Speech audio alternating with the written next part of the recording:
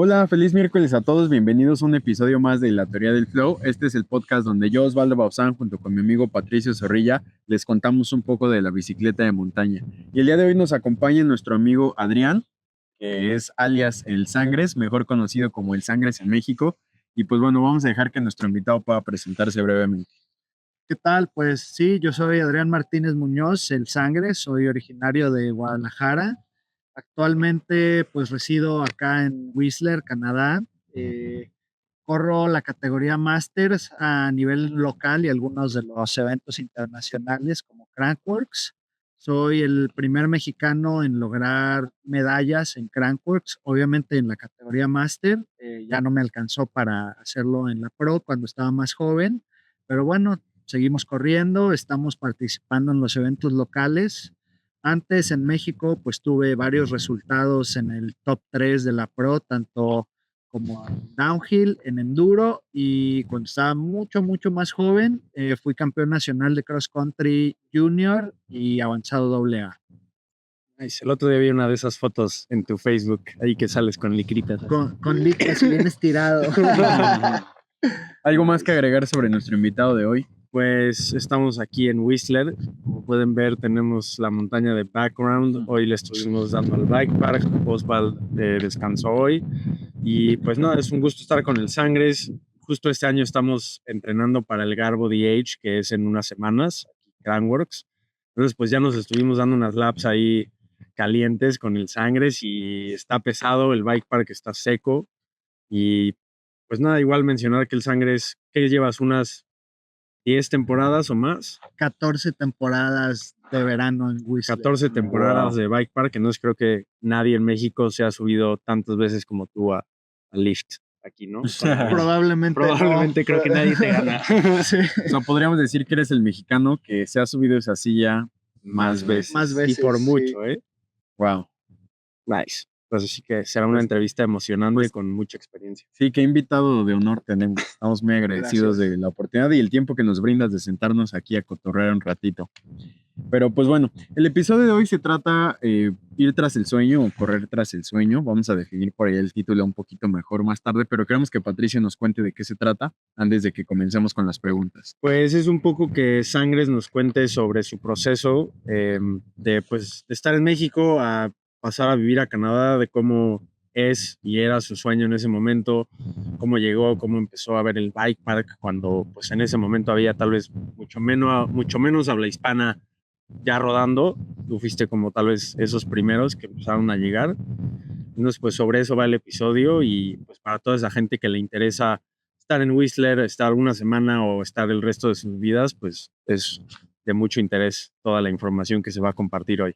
Y entonces, pues así es como arrancamos. Vamos con la primera pregunta y queremos preguntarte, ¿cómo fueron tus primeros acercamientos con la bicicleta todavía estando en México? ¿Y cómo es que tú te apasionaste por el deporte? Es curioso, es una historia que he contado ahí un par de veces. Uno de mis compañeros de la primaria, bueno, estuve toda la primaria con él, pero alrededor de sexto de primaria, su papá corría cross country, la Master o algo así, ¿no? Y nos empezó a invitar así como al grupo de amigos.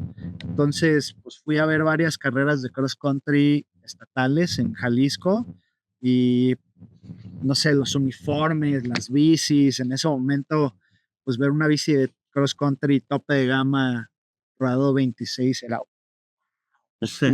Entonces, en realidad a la bici de montaña como tal la conocí por medio de las carreras y creo que eso tiene mucho que ver con el hecho de que me haya apasionado no solamente por rodar, sino pues, todavía me gusta correr, ¿sabes? Lo hago con mucho gusto y con todo el corazón. Qué interesante. Y entonces, ¿tú comenzaste ya a andar en la bicicleta? ¿Cómo fue la primera vez que tú viniste a Whistler o cómo llegaste a saber de este lugar? ¿O cómo fue ese primer acercamiento con Canadá? Eh, un amigo de Guadalajara, el Mowgli, ya había venido una o dos veces y pues me puse de acuerdo con él, llegamos juntos en el mismo avión. eh, y ya de ahí pues empezamos como a formular cada quien su plan, porque él más bien quería estar de base en Vancouver y subir, y yo sí me quería venir directo. Entonces, pues desde buscar alojamiento, ver cómo mantenerte por acá. Esa temporada me tardé quizá las primeras 6 u 8 semanas del bike park en siquiera comprar mi pase, ¿no? Entonces estaba aquí, veía cómo subía la gente, me subía a algunas pistas de las que están fuera del área del bike park, pues empujando un poco simplemente para conocer el terreno y pues ya que me compré el pase, fue que empecé a subir, conocí a gente, la gente con la que vivía subía al bike park también, entonces ellos mismos fueron los que me fueron enseñando las pistas y eso. Ok. Oye, ¿y eso en qué año fue, más o menos? 2012. Ok, qué interesante, ya más de 10 años. ¿Y cómo ha cambiado el bike park desde ese momento hasta ahora? O sea, fuera de lo habitual, que obviamente hay más pistas y así, tal vez como la gente que está o se ha movido mucho. Eh, Mira, yo creo que aquí, desde ese primer año donde estuve, siempre ha habido gente muy talentosa. Entonces, esa es una constante, siempre rodando en lo que había antes y en lo que hay ahora. Es gente que le da muy duro. Siempre una constante más es, pues ves a los pros aquí, ¿no? Ves al top del top en alguna época del año, no solamente en Crankworks. Y creo que eso es muy valioso para la gente, pues, todos los chavos más jóvenes que tienen el sueño de llegar a ser algo en su deporte. Tienes que empezar como a ver que esas personas no son como Superman, ¿sabes? O sea, pues es otro ser humano de carne y hueso que tienen mucho talento, pero también trabajan mucho por ello y tienes que empezar a meter un poco como en una dinámica parecida a ellos para poder llegar al nivel, ¿no? Claro, sí, eso está chido. Yo me recuerdo la primera vez que vine, habré tenido 15, 16 años y pues así ir en el lift y de repente ves algún pro ahí, pues que está haciendo lo mismo que tú, subiéndose al lift y dándole a las mismas pistas y dices, Wow. nice, Sí. wow. Y Antier, todavía pasa, ¿no? sí, antier vimos a dos campeonas del mundo en la fila de las paletas de hielo comprarse una paleta antes que nosotros y se la comieron ahí uno de nosotros. Y estás viendo dos campeones del mundo con su casco de Red Bull y es impresionante. Ahí Simplemente. de chill. Sí, sí, sabes de lo que esas personas son capaces, sabes que son pros y es algo impresionante. Pero bueno, entonces vienes a Whistler por primera vez con el Mowgli, así Ajá. se llama.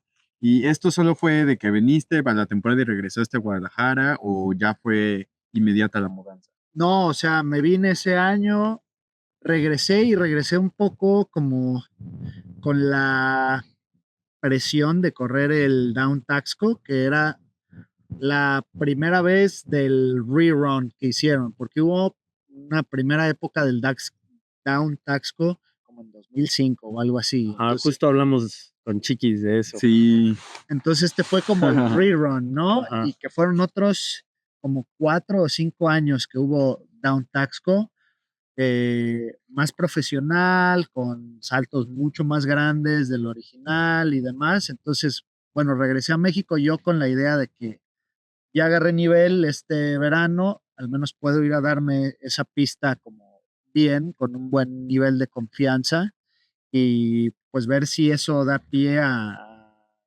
hacer un patrocinio o algo así, porque en esa primera temporada que vine, todo fue con mis recursos, incluida la bici.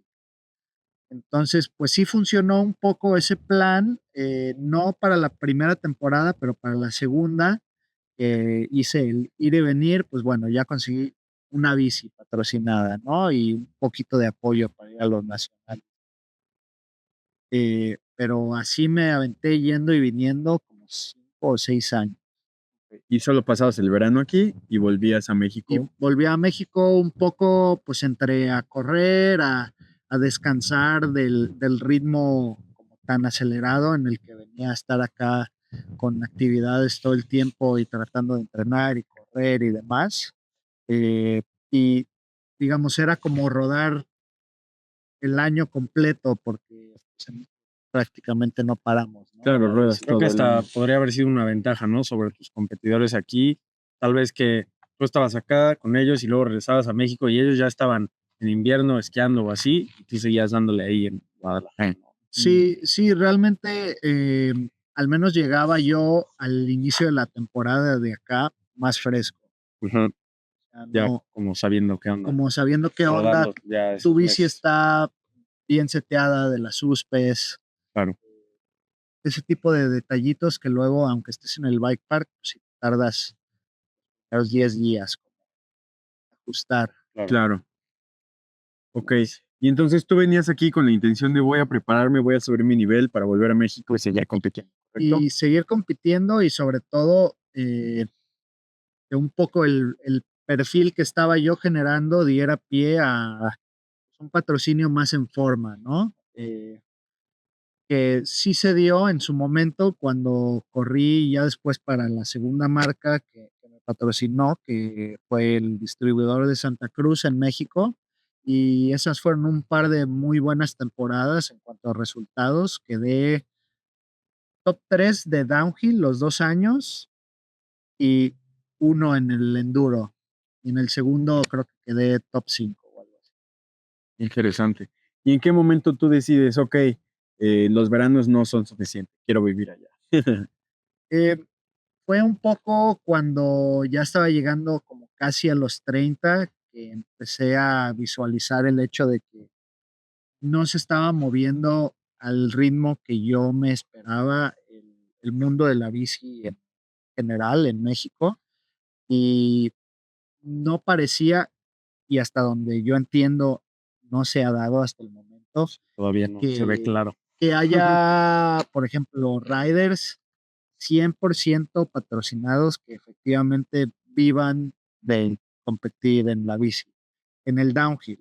Sé que hay riders de cross country, de ruta, etcétera, que más o menos, eh, pero al menos en el enduro y en el downhill todavía no lo hay, no existe. Claro. Sí, no. Sí, recientemente Santi Dávila nos decía, ese es otro episodio, entonces si no lo han visto también véanlo. Pero él nos decía como, pues, discúlpenme por romperles la burbuja del rider profesional, pero eso no sucede en México. Y pues sí, el hecho de que tú nos lo digas solo confirma un poco más esto que ya pues sabíamos, ¿verdad?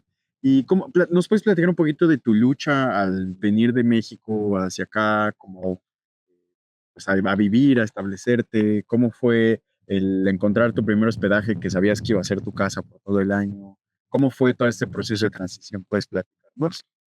La primera temporada que vine así solo de verano, pues caí en un lugar que encontré literalmente por Craigslist y funcionó el tiempo que tenía que funcionar. Vivíamos demasiada gente en un depa muy chiquito. eh, Entraba y salía mucha gente, era como un depa de fiesta. Entonces, pues al final de ese verano encontré otro lugar que rentar en una casa donde vivía una familia y todos los años que regresé así a hacer solo veranos, me guardaron ese espacio en esa casa.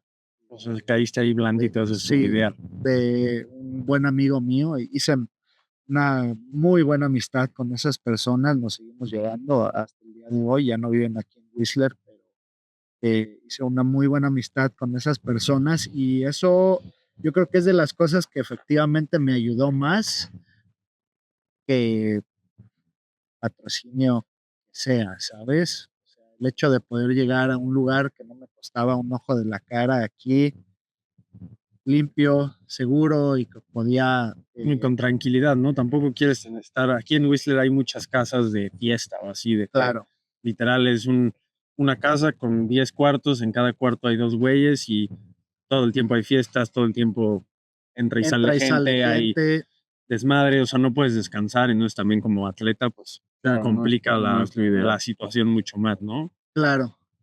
Entonces, pues me quedé ahí esos años que fui y vine. Y luego ya después que empecé con mi trámite de residencia y todo, ya cuando me vine de manera más definitiva, pues encontré otro lugar donde tener para poder vivir con mi pareja y ya tengo un perrito y así. Entonces, Qué familiar. sí, Súper. Oye, ¿nos puedes platicar un poco más de este trámite que hiciste? O sea, ¿cómo es el proceso? em, depende mucho del perfil de la persona. En mi caso en particular, tomé la decisión un poco tarde en mi vida, entonces ya no tenía otro camino más que estudiar. Tenía que ser un curso de 2 años o más para que te dieran 3 años de permiso de trabajo postgraduación. Y en esos 3 años tienes que aprovechar para elegir un trabajo que está dentro de una lista de gobierno que está ahí en la página de migración de Canadá. Hay ciertos trabajos que te dan puntos para aplicar para uno de los métodos de migración que se llama Express Entry. Entonces, pues yo sabía que de carpintero de construcción, del tipo de construcción que se hace acá, que es framing, es uno de los que daba más puntos. Y sí es un trabajo pesado, pero yo más o menos tenía ya experiencia en eso, entonces pues, simplemente apliqué por esa vía, pero tuve que venir a estudiar. Tienes que pasar obviamente todo el curso, no puedes nomás venir a sentarte en el salón, Claro. ¿sabes? Tienes que pasar tu curso, te tienes que graduar y cada paso es papeles. Cada paso hay que llenar formularios, te puede salir ahí que algún tipo de información que no tienes tú físicamente aquí y pues tienes que tratar de hacerlo de manera remota en México. Hubo cosas que tuve que hacer de manera remota que me tomaron 3 o 4 meses de estar hablando y Claro, no, con pues es las que eso no lo hacemos instituciones de México en también. esta oficina, ¿no? Y que dices, no, no, pero es lo que me está diciendo mi abogado de migración, o sea, Claro. se debe de poder hacer.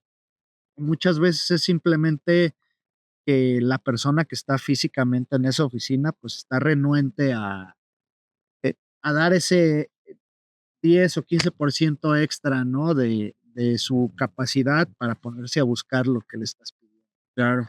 O sea, sí es una lucha. Sí, es complejo. Tienes que tener muy claro que quieres estar acá porque sí hay mucha gente, no nada más de México, de otros países, que luego se les acaba la gas a medio camino. Claro, es un proceso que va a tomar años, ¿no? O sea, de Años. que ibas a tener que estar en un mismo trabajo todo ese tiempo, dándole talacha para que siga tu visa avanzando y pues sí tienes que estar muy decidido, O ¿no? sea, es un proyecto de 5 o 6 años. Ok. Del momento en el que empiezas y, o sea, del momento en el que toca tierra aquí tu avión y te dan ese primer permiso de trabajo que es tu permiso de estudiante también, eh, tienes que calcular 5 o 6 años. Wow. Creo que yo justo tuve esa iba hace como, pues cuando estuve viviendo aquí, que tenía mi visa de estudiante y por un momento fue de que, wow, pues intentaré quedarme y sabes de que echarme ese tiro, estar trabajando, estar en la uni, o pues ya regresar a México y seguir ahí por el caminito que ya tenía antes y yo preferí regresar a México, ¿sabes? Y estoy feliz con mi decisión, pero sí, siempre pues me quedó ahí atrás en la cabeza, ¿sabes? El que hubiera pasado, pero sí sé que es un tiro pues complicado, ¿sabes? Claro. Oye, Está interesante. y volviendo un poquito más al tema del racing, de tú eres aquí un corredor, ¿puedes platicarnos un poquito del progreso que has tenido entre pues llegar aquí, comenzar a competir? ¿Cómo fue la diferencia de nivel? ¿Cómo es que tú has logrado ganar medallas y posicionarte como un buen rider aquí? ¿Puedes platicarnos sobre eso? Sí, mira, este es un ejercicio que casualmente hice la semana pasada, que se corrió el último Fat Wednesday de este año. Hay una página por ahí de internet que se llama Roots and Rain y te crea un perfil de rider y tienen pues muy buena parte de tus resultados de carreras importantes, por decirlo así, ¿no? Salen todos los Fat Wednesdays, Crankworks, Copas Continentales, BC Cups, etcétera.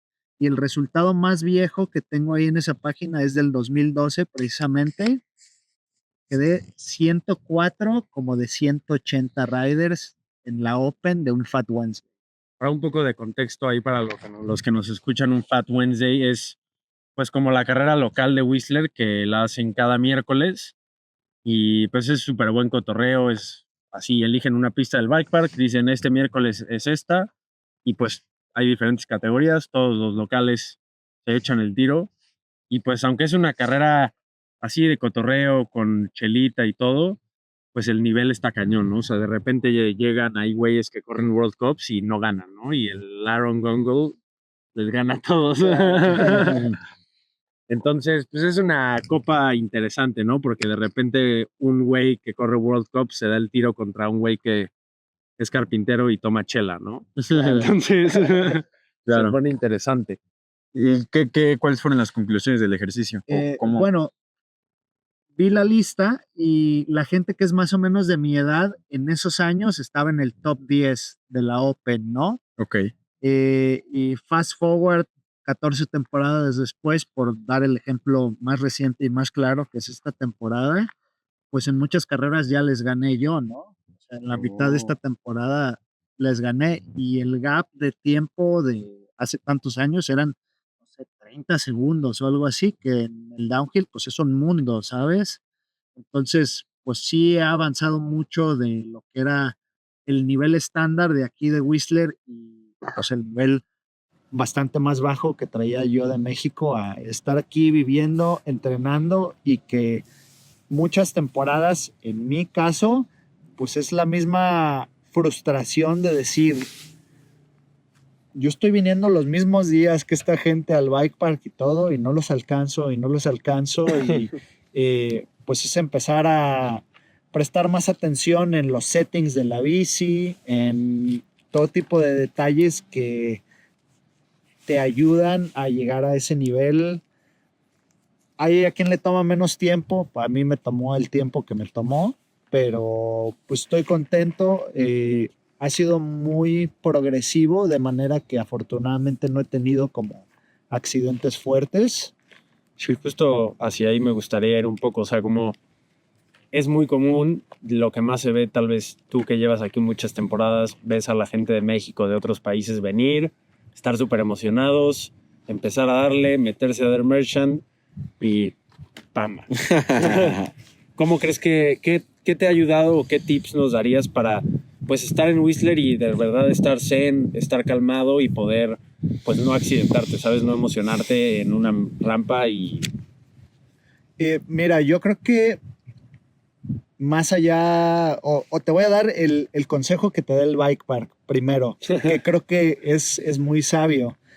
Subiendo... Creo que ya me lo sé. A ver, ¿puedo intentarlo y me corriges? Adelante, Ok. adelante. Porque todos los días lo leo y yo mismo me he obligado a saberlo, pero es pre-ride, Ajá, después es re-ride y por último free-ride, ¿verdad? exactamente. Entonces, pre-ride es primeramente ver y como scoutear, ver los trails, saber por dónde vas a pasar, conocer si la curva va hacia la izquierda o la derecha, es como eso es pre-ride, aprender la pista, ¿no? Claro.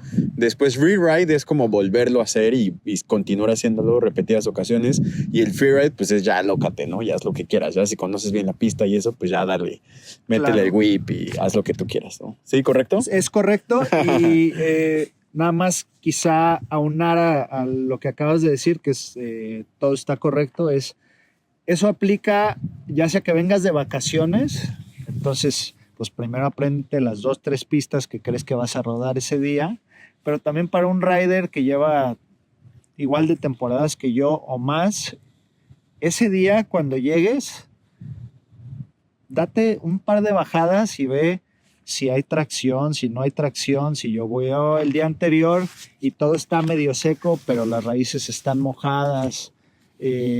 Si, por ejemplo, habías estado rodando en muy seco y muy duro y traías 2 libras más de presión en tus llantas, igual y ese día, como te digo, puede que haya mucha raíz mojada, pues puedes bajar 2 libras, ¿no? En tus llantas. Entonces, tiene mucho que ver con siempre no abusar de la confianza, ¿no? De decir, pues ya me he dado 100 bajadas por aquí, ni modo que pase algo.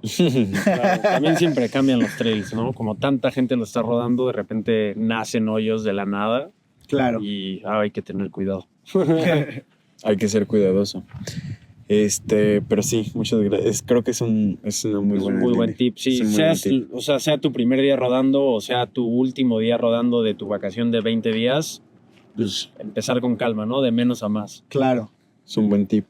Oye, ahora, Sabemos que Whistler es cuna, es hogar, es escuela, es un lugar donde mucha gente en el mundo viene, se hace pro, o de aquí han salido muchos de los pros del mundo y aquí se han formado, aquí se han convertido. Yo consideraría que tú eres uno de ellos. ¿Qué consejo le darías a aquellos que tal vez no tienen esta oportunidad? O sea, ¿es necesario a fuerzas que un mexicano venga a Whistler por tanto tiempo como tú para convertirse en un pro, o crees que hay maneras diferentes de lograrlo? Bueno, yo creo que decir que venir a Whistler específicamente no es un must, pero la otra realidad es, creo que en México todavía no tenemos pistas de downhill, por decirlo así, que te den el ritmo y el nivel que se necesita para un World Cup, por ejemplo. Entonces, el encontrar puntos medios, pues sí te ayuda, ¿no? Nada más, por ejemplo, en Colombia hay muy buenas pistas y hay muy buenos riders. No sé si haga sentido económico y logístico y todo para alguien de México irse a hacer, no sé, 3 meses de temporada a Colombia, A Manizales. a Manizales, por decirlo así, ¿no? Que sería como un escalón en algún punto medio, ¿no? No sé si decirte que es mejor o peor que aquí, pero sí, evidentemente, pues tenemos que buscar lugares con más nivel y variedad, porque, por ejemplo, de Guadalajara, donde soy yo, tenemos una pista buena de downhill. O sea, Y buenísima, que ¿eh? y que si eres real y ves la pista que tienen allá, es como una negra Sí. de aquí. ajá, O sea, de una que hay de 20 claro. y que es la negra y ni siquiera es la doble negra, que es la más perra. Entonces, Sí, claro. sí sientes esa diferencia de nivel. Y el brinco más difícil en Bugambilias no es ni la mitad de difícil de lo que es un brinco, el crab apple aquí, ¿no? Claro. Sí, o simplemente aquí en Whistler hay 2 pistas que pueden ser de nivel de mundial, de downhill puro. O sea, está Canadian Open, que es la pista original y más vieja, y del lado de Creekside está 1199. Cualquiera de esas dos es de nivel, así podría haber una Copa del Mundo Claro. en esa pista. Eso está chido. Y digamos, un escalón abajo de esas dos, pues hay otras 10 o 15 líneas en las que puedes estar entrenando, y eso todavía ni siquiera es hablar de todo el bike park, eso es de pistas que podrían ser específicamente para una carrera de downhill. Sí, eso es una joya. Yo cuando estuve aquí 2 temporadas sí sentí una gran diferencia en mi nivel, o sea, en hacer cosas difíciles con mayor facilidad, como que ir practicando, quitarse ese miedo de hacer cosas grandes. Eso está muy chido, te lo enseña mucho el bike park y está bueno. Sí, Muy bien. y es en base a repetición. O sea, Sí. si en México creías que saltabas medio bien, pues te vienes aquí 2 semanas, ponle, o un mes, y de todas las veces que te vas a dar A-Line y Dirt Merchant, pues vas a pulir muchísimo tu técnica. Claro. Sí. Claro. Digamos- Es un gran training ground. Sí, eso es algo que he estado trabajando mucho en mi mente, como saltar en México, quizás en una pista para la cual tienes que pedalear 2 horas y bajar 10 minutos, y de esos te vas a echar 2 saltos al final de la pista, estás tomando 2 segundos de aire en 3 horas. Aquí en 3 horas ya tomaste 55 saltos de 2 segundos de aire cada uno. O sea, Claro. el tiempo que pasas en el aire aquí se exponencia Por muchísimo. mucho, sí. Sí, eso ha sido interesante. Para mí ha sido muy bueno realmente estar aquí.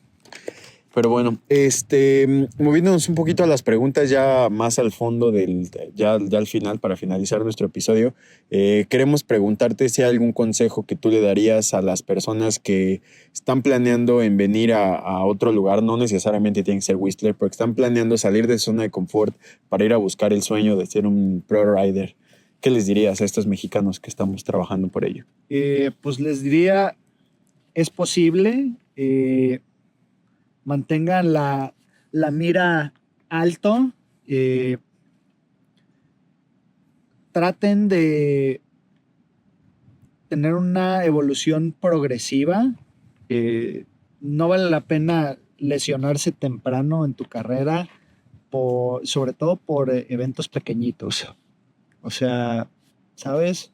Por ganar un nacional que ni te vas a ganar el sponsor, ni te vas a ganar nada.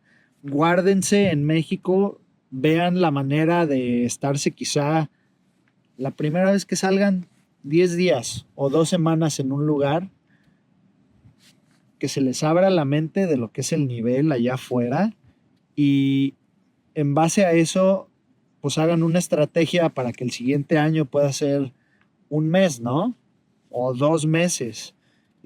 Yo sé que es bien complejo lo de los apoyos en México y obviamente no todo el mundo tiene los recursos directamente para poder costearse, salir de México, pero pues bueno, ahora con lo de las redes sociales y todo, es una parte que a mí me tocó como la evolución, pero no de lleno. Creo que los chavos hoy en día, aparte de ser atletas, pues van a tener que ser un poco como Influencers. mercadólogos, Y Flowrider. Tenemos un término para ello. Y Flowrider. No sé si lo inventamos nosotros, pero nos encanta. pero pues sí, suena adecuado. Y siempre compren su seguro. Vayan a venir aquí, vayan a ir a Colombia, vayan a ir a Chile, a Europa. Cómprense el seguro que en el caso de que Dios no lo quiera y si se caigan, que no se metan en el problemón del resto de su vida. Porque Claro. He visto casos, afortunadamente no muchos, que el viaje de 10 días les sale en una deuda de años por pagar. Así por un accidente. Un accidente que pues, hay seguros para ello. Y sí, los seguros con extensión de deporte extremo son caros, Pero no tan caros como la cuenta del pero es hospital. más, exacto, es Sí. más caro caerse y no traerlo. Sí, tuvimos un agente de seguros en uno de nuestros primeros episodios. También, si no lo han visto, vayan a verlo. Es un episodio que vale mucho la pena. Y nos platicaban que un seguro, digo, para rodar en casa te lo venden de manera anual, pero para viajar te puede costar hasta 3,000 pesos.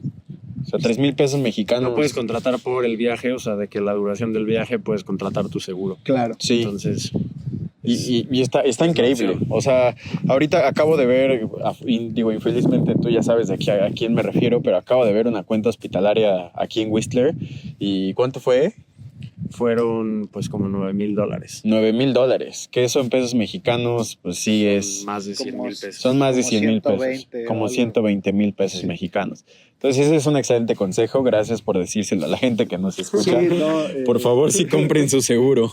Más que el casco, que las rodilleras, todo eso es importante, pero el seguro es donde está la seguridad. ¿no? Ándale, yo creo que No vale la pena endeudarte. como hacer así, ser muy específicos.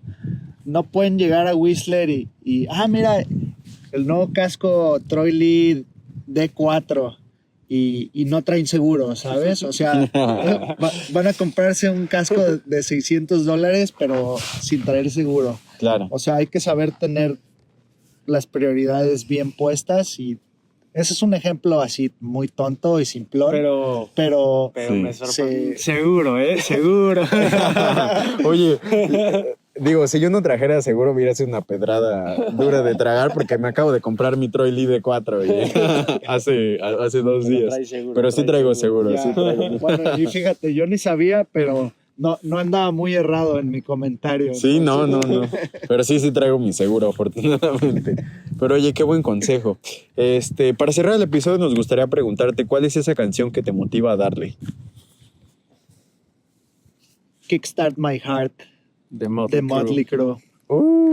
Es buena, Rolón, mano.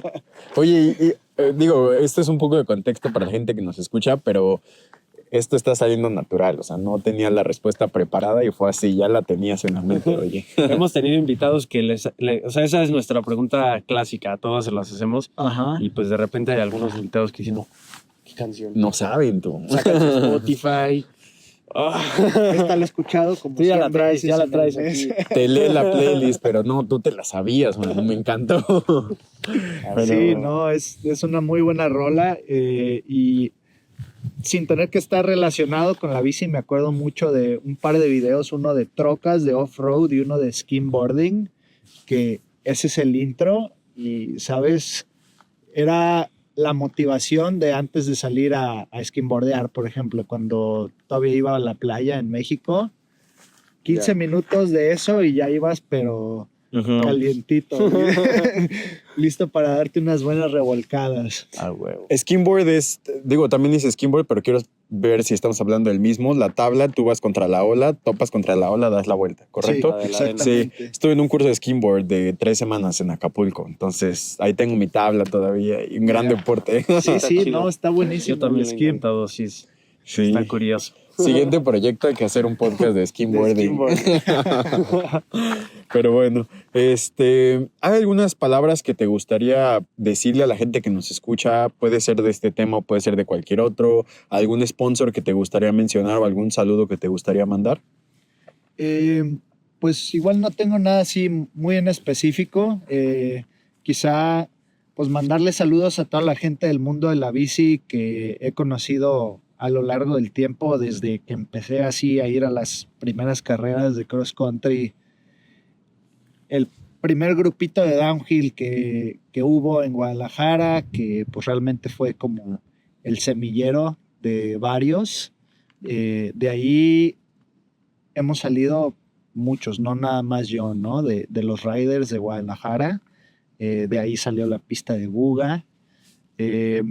Entonces, pues sí, todos y cada uno de las personas con las que he corrido, que me han apoyado, con las que he salido a entrenar, efectivamente, cada una de esas interacciones pues son parte de la persona que soy hoy en día, ¿no?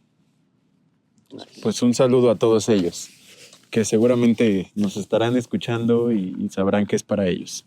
Entonces, pues muchas gracias por ello.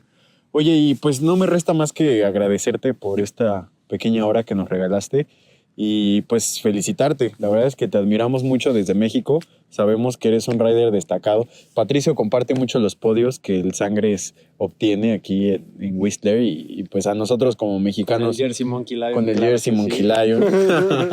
Pero yo creo que a nosotros como mexicanos nos da mucho orgullo saber que alguien que viene del mismo lugar que nosotros está aquí, está compitiendo contra los mejores del mundo y la está rompiendo. Entonces, muchas felicidades por ello y queremos que sepas que desde México nosotros y la gente que nos escucha te admiramos y sabemos el gran rider que eres y eres inspiración para nosotros. Gracias. Muchas gracias por ello. Y pues bueno, ¿algún comentario para cerrar el episodio de hoy? Pues vamos a seguir aquí en Whistler dándole. Está viendo unos vlogs súper interesantes que estamos haciendo con el crew. Así que pronto vienen los días de carrera. Para cuando salga este episodio, tal vez ya habrán pasado las primeras carreras de Sangres y mías. Así que pues estén atentos a los resultados. Y pues ya, denle a suscribir. Sigan al Sangres en sus redes sociales. ¿Cómo te estás? encontramos en redes sociales? Estoy en Instagram como @elsangrex y en YouTube me pueden buscar como Adrián Martínez Downhill Ok, y ahí les sale mi canal. Nice. súper. Pues bueno, estaremos al pendiente.